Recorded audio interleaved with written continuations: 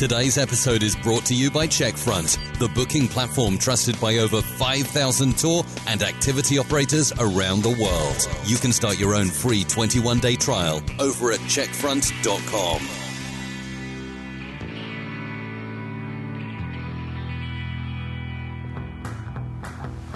Welcome to the Tourpreneur Podcast. Travel industry veteran Shane Whaley will take you on a journey with fellow tourpreneurs, sharing their tips, ideas, insights, and success stories to inspire you to make your tour business the best it can be. And now, here is your host, Shane Whaley. Hello and welcome to episode 105 of the Tourpreneur Podcast. Today we bring you the story behind Travel Curious. We have a conversation with its founder, Alex Grant. And I've been really intrigued about Travel Curious for some time. They are very active on social media. I love that their tours are a little different. They're definitely immersive, such as the Mafia food tour with an ex-New York detective. They definitely create something a little different. And the way they work is also different in that they are creating the tours themselves. They work with over 900 plus tour guides that they actually handpick, and they build the tours themselves. So definitely not an off-the-shelf type of product. So I was curious to learn from Alex what makes a great tour guide. In his view, what makes a good immersive tour experience? How is he selling through the hotels? What's that relationship like? And a lot more. So I think you're really going to enjoy this episode today with Alex Grant of Travel Curious. Welcome to Tourpreneur, Alex Grant of Travel Curious. How are you? I am very good, Shane. Thank you very much. I'm delighted to be on today. Last time I saw you, you and I were a couple of beers in at an arrival event back in Orlando. Don't you miss those days? Oh, I certainly do. I remember the last time we saw each other, we discovered that we both listened to the same podcast. Yes. Which was Cold War Conversations. Correct. Good old yes. Ian Sanders. So that was fun. So we're here to talk about Travel Curious. I've been watching you from a distance. You've been having a lot of really good news out there of late in terms of your development as a company and partnerships you've set up. So for our listeners who may not be familiar with Travel Curious, what exactly do you do? Well, Travel Curious is a platform for instantly bookable private tours and experiences in over 60 cities around the world. We actually act mainly B2B2C. So we actually enable large travel companies who are looking to kind of integrate or offer these immersive experiences in their customer journeys. And we specialize in helping them to do that in a very nice way. Yeah, I think you're the first guest. So we're 100 and odd episodes in here that actually works on the B2B2C model. So I'm curious to look into that. When did you guys start up? So we started off in 2018. Right, so 2 years. And tell me, how did it come about? How did it all get started? So there's a bit of a backstory in that I myself was, at one stage in my life, I was a tour guide in Rome. And that was an amazing experience. And I had been in finance. So it kind of was funny how I ended up doing that. But amazing experience. And that led me to a friend of mine to set up our own tour company in Rome. And that kind of led to another company, which was a company before Travel Curious called Curiosity. And that was very much focused on very bespoke tours and making customized tours online. And it was from there that I got a lot of learnings, and I got a huge amount of, let's just say, we did a lot of experiments, and we got some great aspects that we use for Travel Curious. And I actually met my two co-founders, Amir and Nadav, in 2018, and they had a background in hotels specifically. And we had done some great stuff with hotels in previously.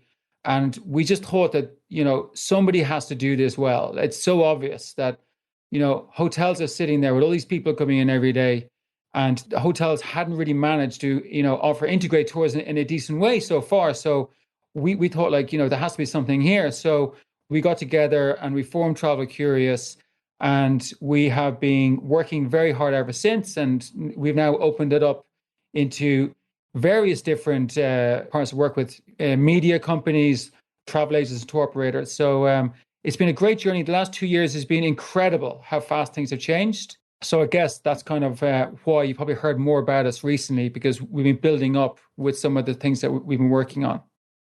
Yeah. It's an interesting question with hotels and tours, because obviously I have an OTA background, and it would always, perplex me when I would book a hotel. Let's say I book a hotel in San Francisco, and they might send you an email if they're good and say, oh, here are things to do nearby, but they're all straight links to those attractions. I'm like, why on earth do they not have a partnership with Tours and Activities OTA where they can make a bit of commission out of that? And of course, I know you've got the whole concierge thing as well on the local level, but if I'm booking a month out and I get this email from or let's say I'm booking in London and I'm booking at the St. Ermin, who you work with, for instance, and they're like, oh, we've got this spy tour. There's a lot of history around intelligence in this hotel or this event or this food tour. Why do you think hotels have been so slow to catch on with offering tours online? That's a great question, Shane. And I'm sure a lot of people listening to this today who are like tour guides and tour operators are scratching their heads as well, because, you would think it would make sense. Now, having said that, some hotels do this very, very well. And when they do it well, it's excellent, not just in terms of revenue generator for them, but in terms of a customer experience and a storytelling experience for that hotel as well. So some do it very well, but I think we can all agree that most of them don't.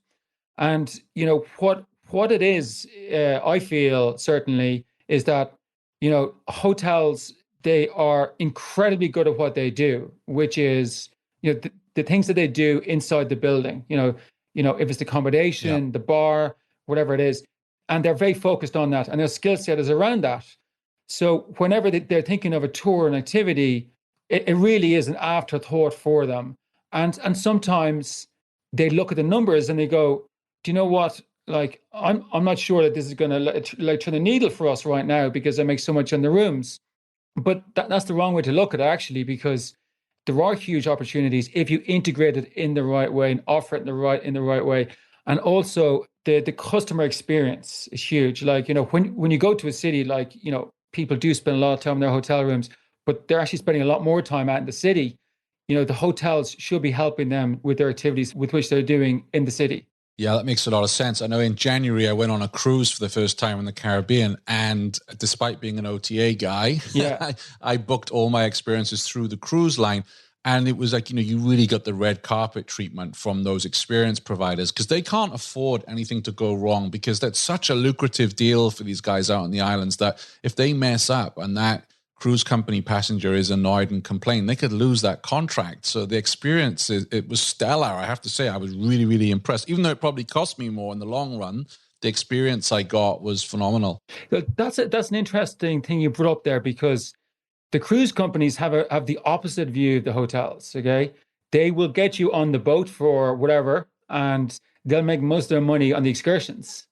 And I think if the hotels actually took a little bit of learning from there, it could be very, very interesting. Yeah, absolutely. So let's say there's a hotel listening right now, and they're like intrigued by this, and they want to work with Travel Curious. First of all, why should they work with you? So you're speaking to a hotel director now. What does Travel Curious offer for the hotel? So we actually have quite a different approach for hotels, because we feel that if a hotel is going to offer this, properly, they have to see it as an extension of their brand. So that means that they have to trust the tour guide, the company, that they hand over the customer to them. They're going to take them out and have an amazing time. So, if hotel is going to work with a partner, they've got to trust that partner.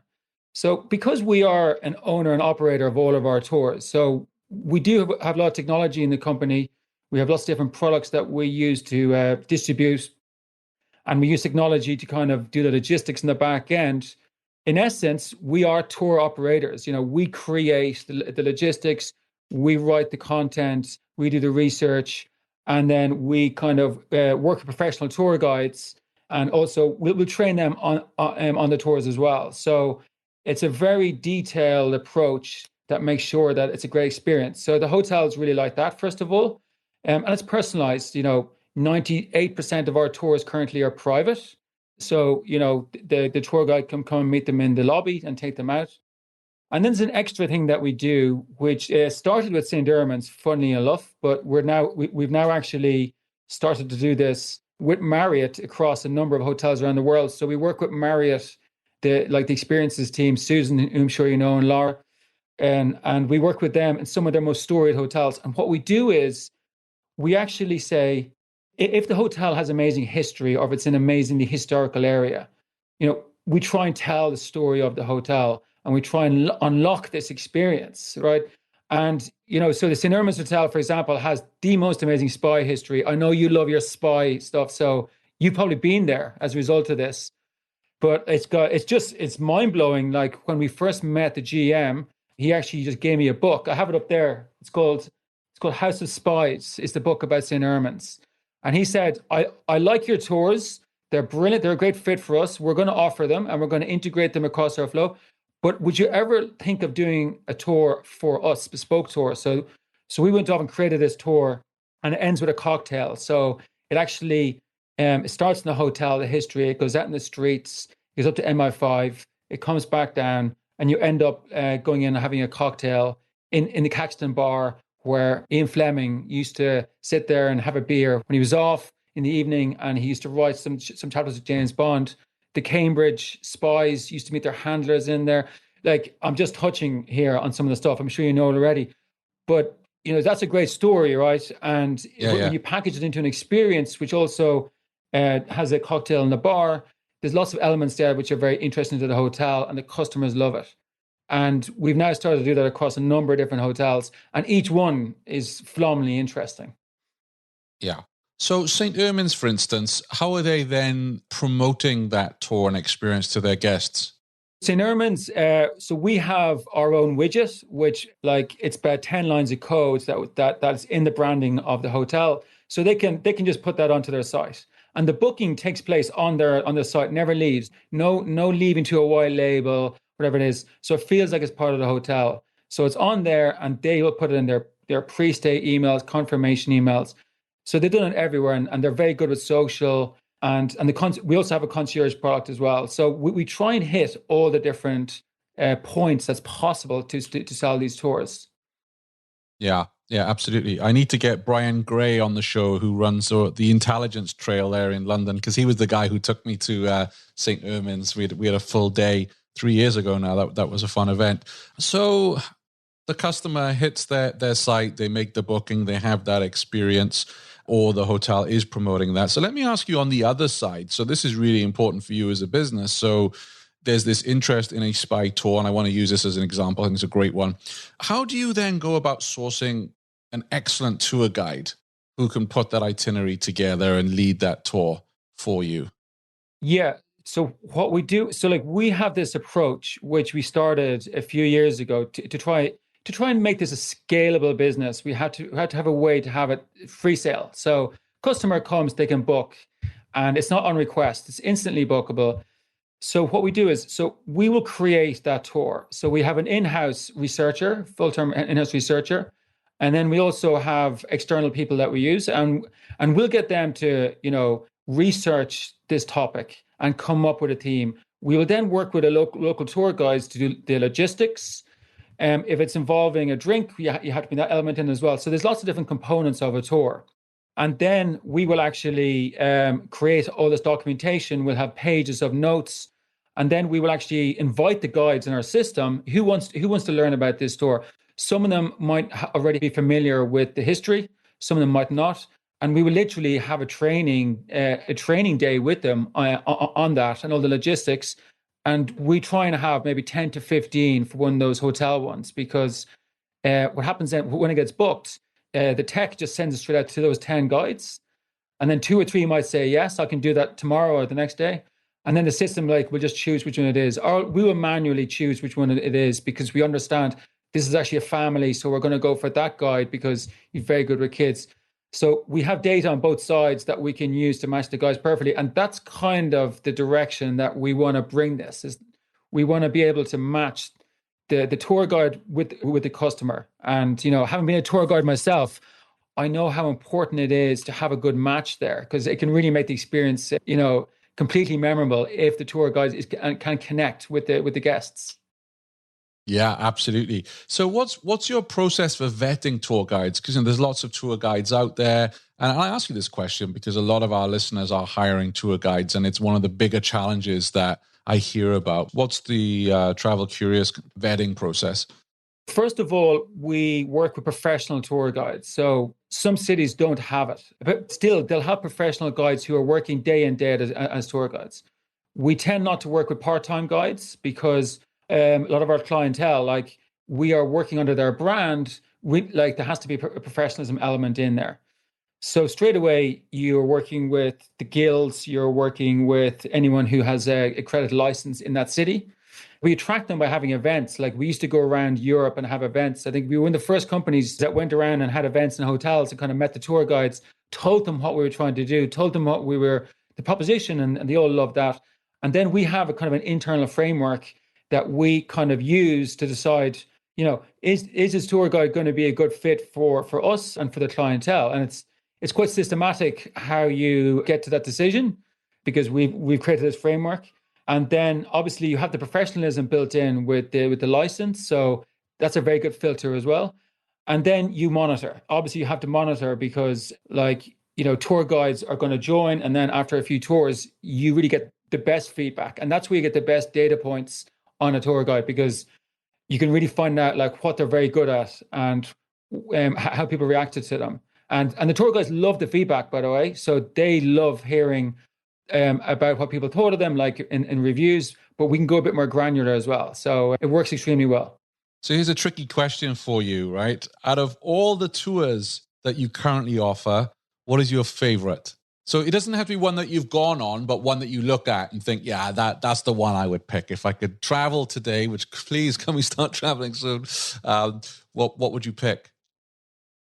Yeah, that is a tricky one because there's two or three which I absolutely love, and I kind of that's very nice of you because like looking at your daily email, which I open straight away every day, I'm always seeing really interesting tours popping up there. That I'm going like, I've got to go on that. I've got to go on that.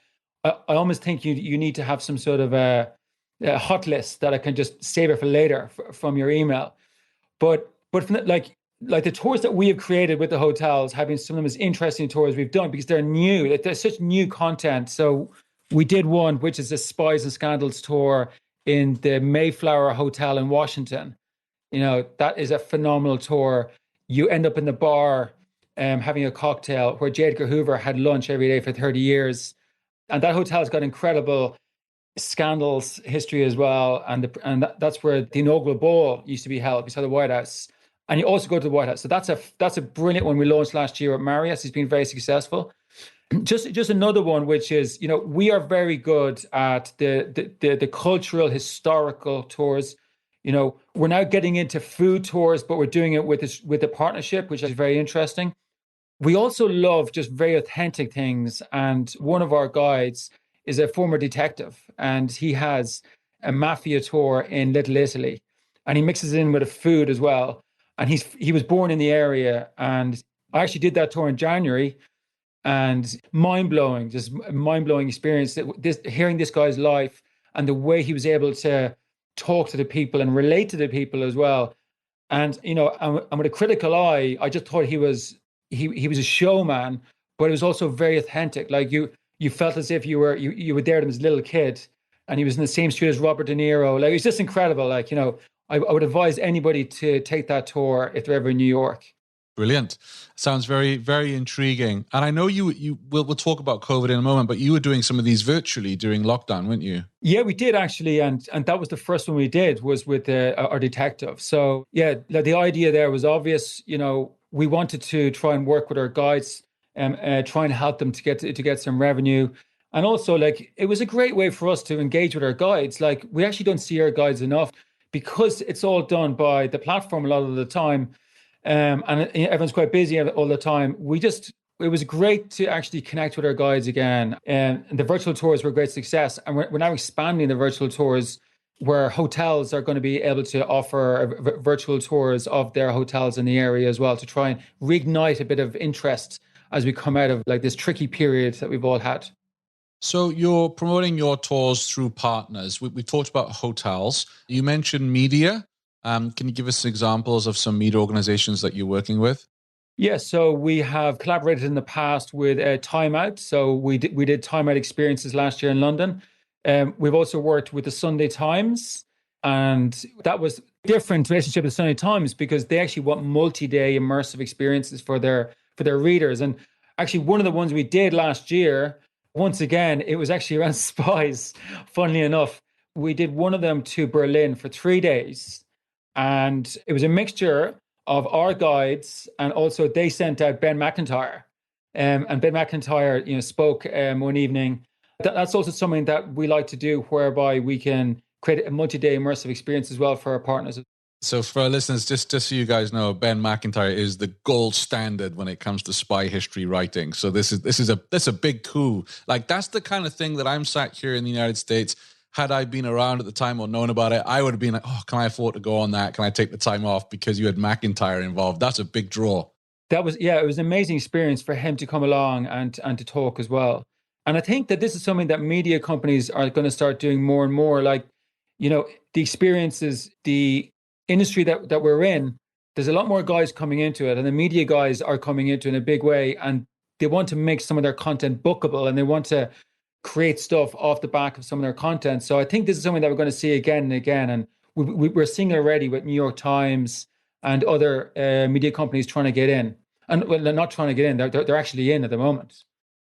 I mean, the Arrival research backs this up, and we know it because we work in this industry. But, there's much more than just going on a walking tour of Berlin when you've got that insider experience and, behind the scenes. And you get someone like McIntyre showing you around the spy sites of Berlin and Cold War sites. I mean, that is the sizzle right there. In terms of your tours, so are you only selling through other businesses, or are you selling them through OTAs? Any other channels that you sell and promote your tours through? So we have an API. So we have an API that we sell into tour operators. We also have an agent login. So we work with travel agents that have their own login, and they can do the bookings in their own environment and also package it up themselves. We basically built all the tools that you need to build to be able to interact with the travel industry.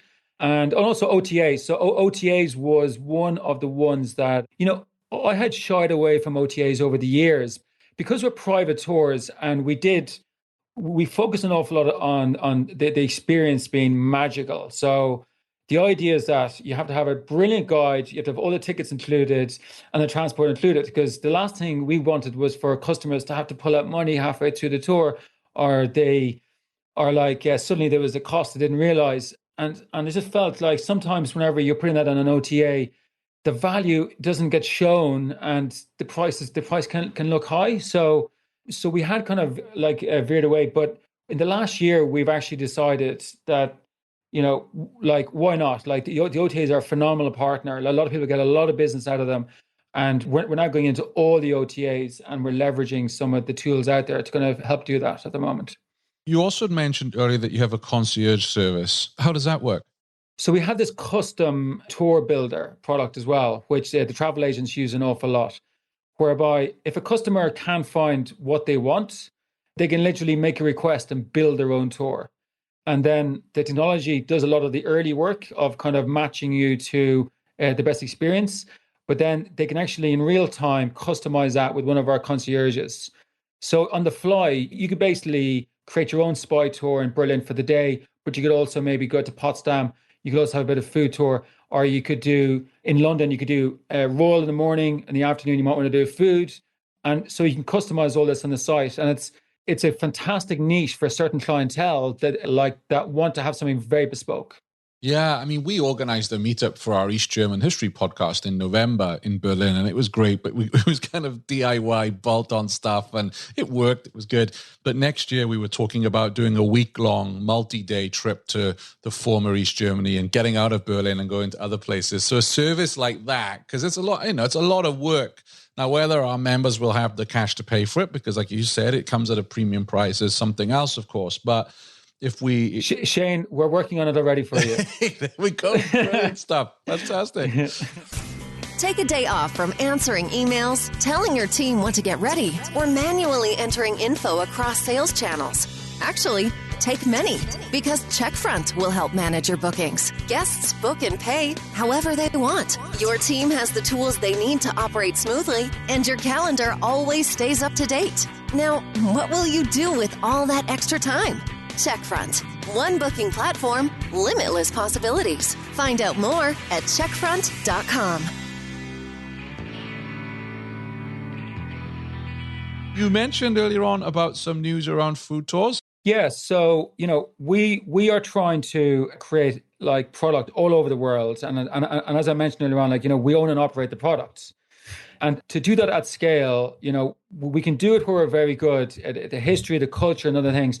But when it comes to food, we all know that food is a very specific genre of product, and it's about relationships. There's a lot of logistics in there. So instead of trying that ourselves, we are actually partnering up in a strategic relationship with Eating Europe Tours. Yeah. Which is actually, they were the pioneers of the food. Kenny, right? Kenny, yeah. So yeah. So Kenny was one of the pioneers in Europe. I can remember whenever I was living in Rome as a guide, and I was running our small company. Kenny came to me. He said, "I have an idea about doing a food tour," and I was like, "I've never heard of a food tour." And he said, "In America, they're quite big." And lo and behold, look at them now. So we're going to be working with them in terms of a very close relationship. Like, we'll be giving product to them and vice versa. But it allows us to be able to scale that by bringing in the experts as opposed to us trying to do everything. Yeah, well, that's exciting. And Eating Europe are a great company. So let me ask you, you were setting up the business. Obviously, this all costs money. How are you funded? How did you go around seeking investment and getting started? Yeah, so we self-funded for a little bit ourselves. So myself and Amir Nadav, my co-founders, and then we brought in some angel investors, specifically from the travel sector. And our chairman is actually a very active chairman, and he's also invested. And his background is actually Jack Travel, which you might know from the hotel side. So he's an expert in the B2B side of that. So we're using his expertise. So these guys invested early, and we actually just closed a seed round in the last quarter of last year, which was good timing because of what happened. So that was lucky. I wouldn't call it luck. I'd call it a result of your hard work. It's these things don't happen just by accident. Yeah, no, well, we're very thankful, and it's now moving to the next phase. That's how we're seeing it after a few months that we've just had. Yeah. What advice would you have to any of our listeners out there who want to build a platform or technology or some kind of travel product, and they want to, recruit some investors? Anything that you would share in terms of advice? Well, having experienced what some of the people listening will have done of just setting up a very small, setting up on your own to begin with. I can remember we set up in Rome, and our first website cost us $500, and it was a custom WordPress site that took bookings straight away. And that worked great for us back then. Obviously, if you're going to try and do a platform, you do need a bit of initial investment. And I just think the easiest thing to do is friends and family initially, because they're the people that you can convince. And if you can build a prototype with that, that's whenever you go to a more sophisticated investor. And when they see that you've got through the prototype and you know what you're doing, you have the passion, and you have some data, that's where I think you can actually go to investors properly. But initially, obviously, it's the friends and family that can help you. Yeah, absolutely. So I guess we have to talk about COVID. How has that affected you? Yeah, so like everyone else in the sector, very quickly, our business, went to zero in about, it was probably 2 weeks. And, we were watching it very closely, obviously, from early January. But then when it all happened extremely quickly. But I feel that, everyone in our sector, we were the first people to get hit. I thought the way people reacted was incredible. How fast did companies come out with new business models or initiatives or projects is just phenomenal.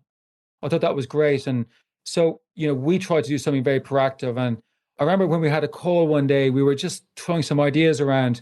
And I can remember reading Boccaccio, he was the Renaissance poet, and he wrote a book during the plague in Florence. When the plague was happening, everyone ran out to the hills outside Florence, and all these people, they were all staying in this kind of villa, kind of self-quarantining for a month in this villa. And every day they told a story. And we were just thinking like, could we do a story a day from one of our tour guides? And then it just evolved into doing maybe a virtual tour. If they could do it from their room, or they could do it from out in the street on their half an hour of exercise. And, obviously we weren't the only people who had the idea. Everyone came out with something similar. But I thought it was amazing to see that. And as I said, there was a lot of positives for us in that time, because we've gone back and restructured a lot of the company. We have focused on lots of things that we needed to do.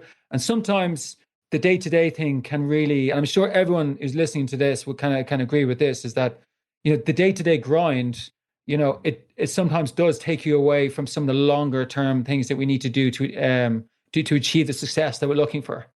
It's so true. I mean, talking to operators they're now SEO experts and WordPress experts, because finally having this time to sit down and work at these things, or we've all bought courses that we've not got around to doing online. And of course, we wish that we weren't needing tools, but now it's like, maybe I'll open that course I bought last year and get on with it. How are bookings looking for you now? So we're recording this towards the end of July. How are bookings looking for Travel Curious?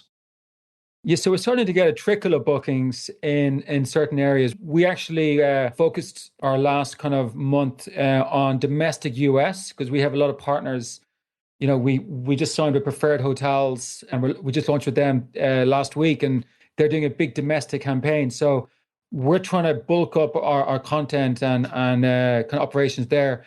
And it's a bit slow because the second wave's coming back in some of the states is kind of holding it back.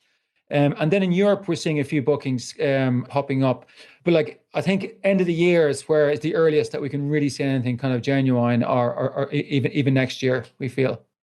I was going to ask you, what's the biggest challenge you've had to overcome with Travel Curious? Would you say it's, I don't know if it's an academic question, because you think, well, COVID is the biggest challenge we've all had to face. So let's say, apart from COVID, what's a big challenge you've had to overcome? Well, within Travel Curious, the last 2 years, we had a lot of background knowledge of what to do here. So it wasn't like we were a startup who was just starting and had no learnings. We had a lot of learnings and mistakes, and you have to have mistakes to be able to proceed. So we were able to leverage that to get a lot of momentum very quickly.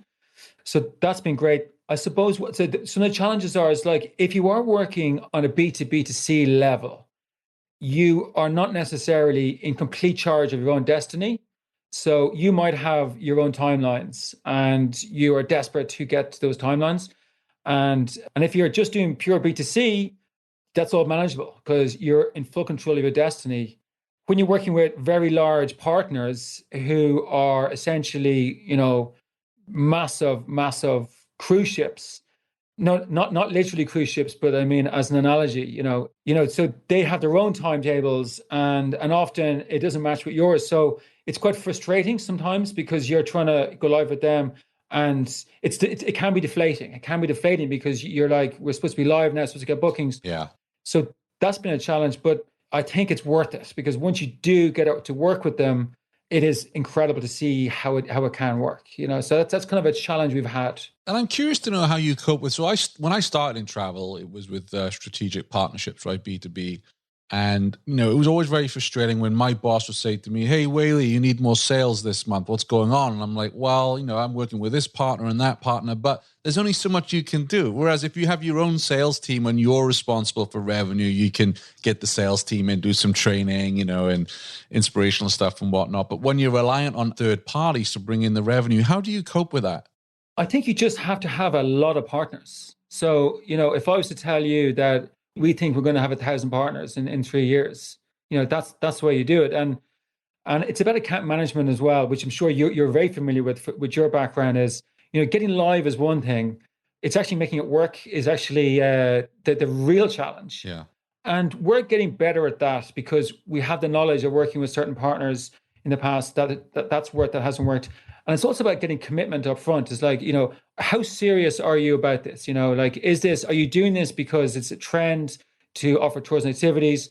Or do you seriously want to do this? And we're getting a lot better now at identifying who is really serious and who isn't. One example. So a lot of the hotel companies have been talking about tours for a long time. Okay. I'm sure you're very familiar with that.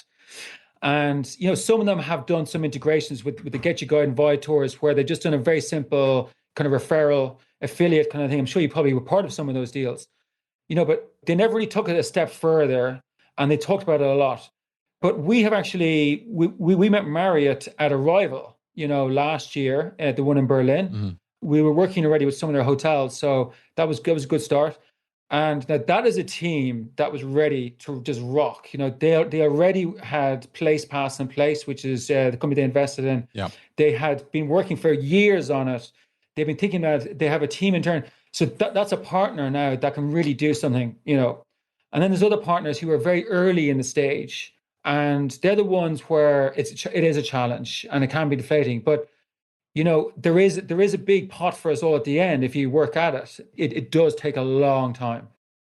Yeah, it does. And I'm impressed with Marriott. They attend Arrival. They've interacted with Tourpreneur. They read our brief. I mean, out of all the hotel chains, they definitely seem to be the one that's taking tours and activities and experiences seriously. Yeah, they're phenomenal to work with because they understand the challenges, and they're actually dedicated. There's a dedicated team internally. There's not many hotel companies that actually have that. Yeah. What's the best thing that's happened to you since you started Travel Curious? Since we've started it, I would say the best thing that has happened was the beginning, because I have been in the space for a good few years. I left to go work for a few tech startups. I'm so passionate about the space. You can, as you know, it's very hard to leave this. It's very hard to imagine yourself not working in it. So I got my two co-founders, Amir and Nadav. And so suddenly there was a team of three of us who all have very different capabilities. That was very exciting because it's right, this is really possible because, we have the very senior CTO, we have the senior CEO kind of role, and we have me who is the CPO and business development, whatever it is. So suddenly you have all the different functions of what could be a highly successful company. So that was very exciting. And since then, it's just been head down, working away, trying to get things going. It's been stressful, but we're just knocking every day, just building bricks, and hopefully the seeds that we sowed will start to come through now in the next couple of years. So there's no serious highlight, but I think the beginning, was probably the highlight, just because we had a team and we were able to hire some great people around us. So that was very exciting. How many employees do you have right now? So we're currently about 11, and then we have a couple of kind of outsourced people as well. So we have a hybrid model where we try and, do a lot of content creation outsourced, research outsourced as well, which is the obvious way to do what we're trying to do.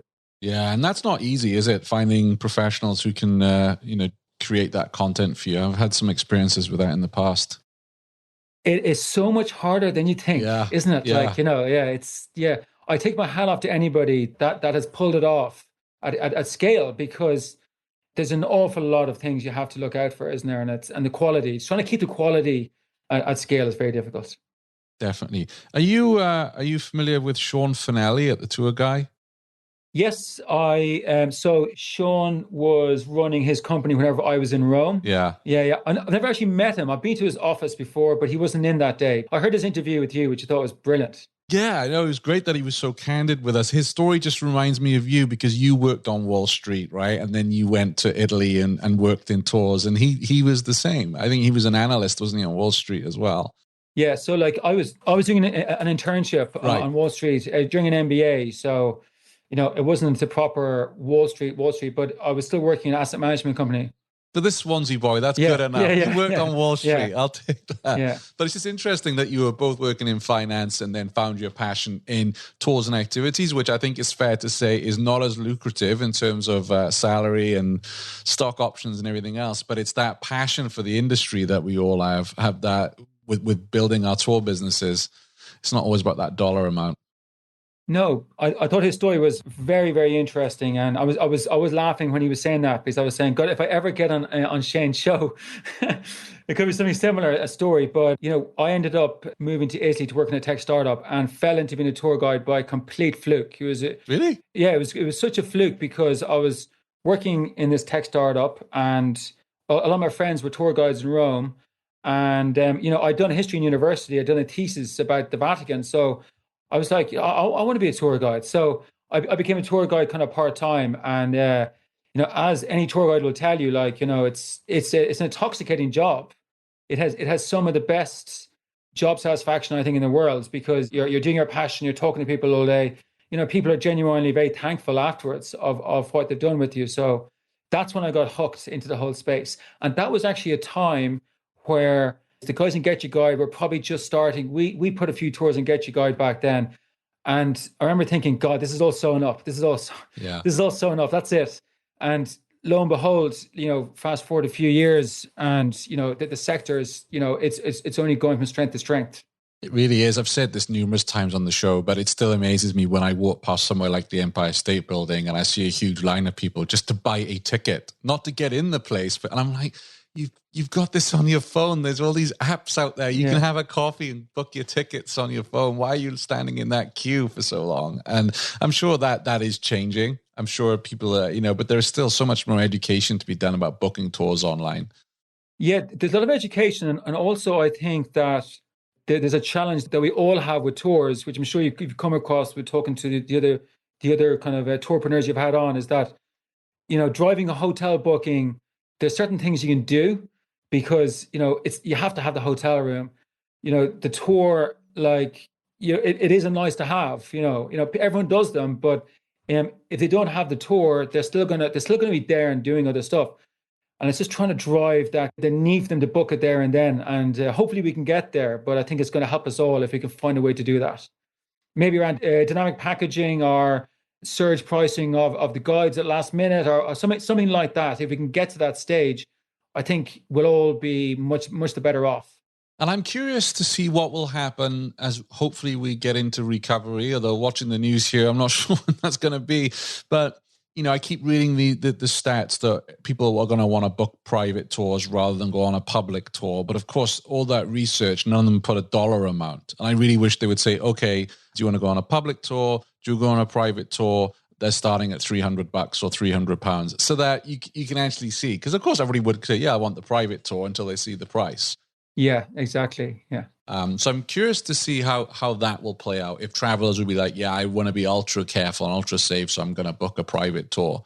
And in terms for yourselves, how do you go about pricing your tours? Do you have an internal algorithm or is it case by case? That's one of the toughest challenges, especially with the tours you're creating, because they're novel, right? They're unique. It's not you're taking one off the shelf and creating a similar walking tour as to what's already going on there. You're creating different experiences. So how do you go about pricing? There's a scale how we approach this. Can we do this across 200 cities? The way we do it is it's not really an algorithm, but we have a kind of a pricing calculator that's kind of systematic across all our tours. And we negotiate an hourly rate for the guides, depending on your license or if you're a local guide. So we have hourly rates and that feeds into the pricing. So that means so that's the first thing that goes in. And then we have our ticket cost, whatever it is, if it's transport as well. And then that allows us to be able to basically distribute jobs at scale to the guides, to their phones on one side. But, another thing that we have to try and do is kind of educate, the guides that, we want to bring them loads of business. Okay. Yeah. But there's one thing that I have seen that doesn't seem to exist in the tour guide space is the idea of net rates. It's like, look, we want to bring you loads of business, okay? But we have to share with an OTA or a tour operator or a hotel, and we don't want to make it too expensive or no one gets any business. So the idea of going if we do all the work, we literally do all the work, and all you have to do is press a button and turn up on the day.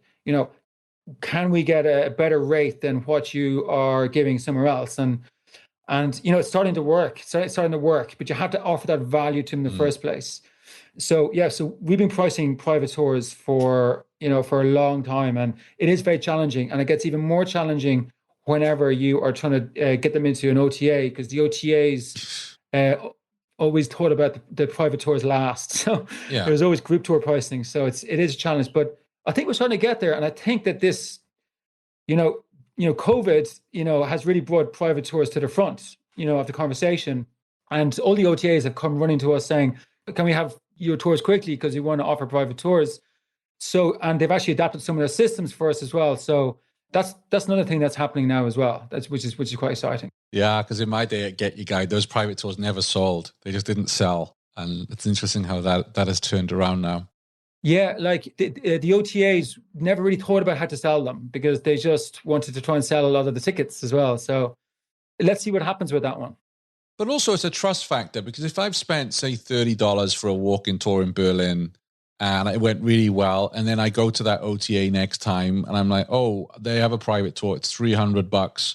Oh, the last one went really well. I trust these guys, I'll book. But if you haven't had that experience and they're asking for $300, there's still that trust, there's still that fear. And especially with OTAs, and I guess you will suffer with this to some extent, is that the brand awareness is not there.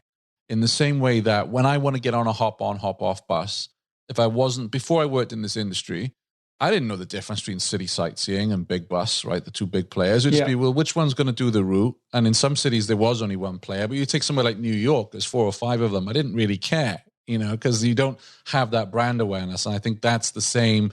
And I think it's getting better. I think the OTAs are doing a good job at it. And they have their various, like Get Your Guide Originals is a way of kind of hammering home that we are actually a brand that you should come back to. But it's a huge challenge, isn't it? It is. And this is one of the reasons why we approach them differently. And so what we do at the OTAs is, we go and talk to them and we say, we'd love to work with you and get our tours in there. But, what else can we do with you? So, and this is working because they're actually saying, so like, for example, we are launching branded tours for amusement in the UK next week. And, so we're going to be the partner for their branded ones. And that's very exciting because that's where you get the brand, because it's their brand. And we're also not just looking at private tours, we're also doing small group tours with them as well.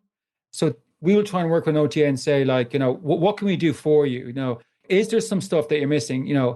Is there some data that you have that you would like to kind of like test out a tour that can fulfill? And because we operate across so many cities, we have the technology and we're able to kind of create content and create tours. We are vertically integrated. All these OTAs want to be vertically integrated to a certain extent. So that's where we're actually getting some traction. So that's where I was saying that we're going a lot deeper with them at the moment. So that's with Musement. That's with Musement. Yes. Yeah. Yeah. Which is exciting with the booking news that they're going to be powering booking. Very exciting. So we are, we think they're a fantastic partner as well. And they've built some fantastic technology of how to work with partners like us, which has been great. The Italians are very creative, as you know. So this has been good. So I think you're going to see more of these originals, branded tours. I know you're not a massive fan, but I think that for the OTA point of view, they're thinking about a couple of things. They're thinking about customer experience and loyalty. They're also thinking about margins as well, because a lot of the OTAs don't make as much money as we think. Yeah, it's true. It's true. Yeah. Those Google bills, they're pretty hefty. Yeah. Did you know every weekday Shane curates the most interesting news articles in tours and activities and sends them out in a snappy daily digest? Grab your copy of the Tourpreneur Daily Briefing at www.tourpreneur.com. How do you stay up to date with the trends in our industry? Because as we all acknowledge, we're very fragmented.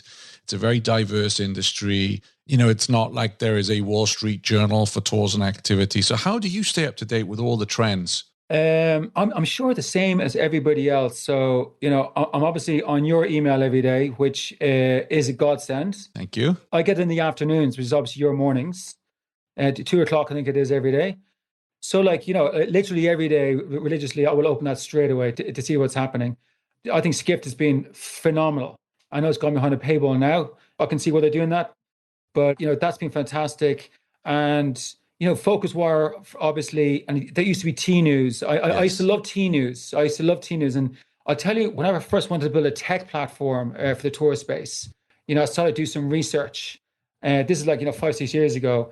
And I came across T-News. I was like, wow, this space, the travel space, it has its own kind of trade destination, press site, B2B. And then I was like, there's lots about tours and activities. Like, this is a brilliant resource. And then I remember finding an article by Alex Bainbridge And it was basically a list of all the tour aggregators. Yeah. And there must have been like, 60 or 70 of them in there. And I was going, maybe more than 100 actually. I remember going, maybe I shouldn't do this. And it's quite funny now because, obviously I know Alex well, and it's just a small industry. I know a lot of people, and it's just amazing. And I encourage anybody that is coming into this space, if they think it's all sewn up, it's absolutely not at all. Like there's so much opportunity still to go. So I would still just look at those. And I think LinkedIn has suddenly become so much more valuable for our space in the last couple of months. I now find LinkedIn, I saw Christian from Magpie just post a fantastic article there last week. It just seems like there's a lot more of a network effect kind of going on. Arrival are very good at connecting people as well. Yeah. So, I think there's plenty of people doing it, but like obviously yours is the best because it's just all in one in email, which is fantastic. And even I spend a few hours a day on curating the news and everything that's going on, but even I miss stuff. I was just reading a couple of weeks ago about a boat company who took 100 people out in Chicago despite the COVID restrictions, and now they're in serious trouble with the mayor. And you just think, wow, like how did I miss that story? Because I curate it every day, but even it's so fragmented, there's so much going on that it's impossible to keep tabs with everything. And for you, I suppose it must be challenging because, there is so much covered in this space. It's not like a tour is, a word, and it can be a lot of different things, Yes. And it's growing as a segment. Like there's all these new genres of stuff coming in. So you must have to follow a lot of different industries just to gather everything. Which is great. I love it. And I'm soaking up all the knowledge, and I really enjoy it. I feel like I'm getting an MBA in this. I'm studying every day. Talking about learning, and before we wrap up here, are there any books that you recommend to fellow tourpreneurs that have helped you either with your mindset or productivity, building a business, anything that you're like, yeah, that book played a big part in our success? Well, because like my background was kind of in the tech startup side of things, I've read a lot of books around, like building tech companies more than kind of like operational travel companies, but it's the same. It's like the same premise. And, stuff like the Lean Startup is a fantastic book by Eric Ries. And that can be applied across any business, even if it doesn't involve technology. And, the main premise of that is, experimenting, failing fast, learning, and putting the data back in. And like, that's something that everybody should be experimenting all the time, little things here and there, because, the theory and practice is very, very different. And I think in our sector, especially, often what you think is going to work really well falls flat. And sometimes it's the random thing that you tried actually works out really well. And like that book, I think is very good for, it just gives you a system to be able to try and fail things very quickly. And then once you find the things that work, it's kind of double down on that thing that that works, make that your own. And that's kind of what I would have done. But I haven't really read that many books. I'm much more into my podcasts and audiobooks these days. I can't get enough of them. I've been listening to podcasts for about 10 years, and listen to your one as well. The GDR one is a brilliant one as well. It's gone quiet recently. Season 2 coming soon. Is there? Great. Yeah. Great. Season 2 is coming. Yeah. But it's one of those things that tourpreneurs taking all my time, which is great. I love it. Yeah. But it's meant, as we all know, when we're building a business, sometimes our hobbies, we have to kick them into touch as we hunker down and build our businesses. So great. Yeah. Well, Alex, I was great. It's great to have an hour with you. As is often the case with Tourpreneur, I have a boatload more questions we didn't get to, but that's always a great sign. And I would love to invite you back on the show for a future episode and maybe get you on for a roundtable and discuss what's happening in the industry and how things are going for Travel Curious. Yeah, thanks so much, Shane. It's been such a pleasure to talk to you, and keep up the great work that you're doing, because I think you've helped everyone over the last couple of months with your messaging, and like everyone feels that you're out there for us, which is fantastic. I really appreciate that. Thank you. Yeah. Cheers, Shane. Thanks for listening to the Tourpreneur podcast. Be sure to visit tourpreneur.com to join the conversation and access the show notes, including links to the resources mentioned on today's episode. This is Tourpreneur.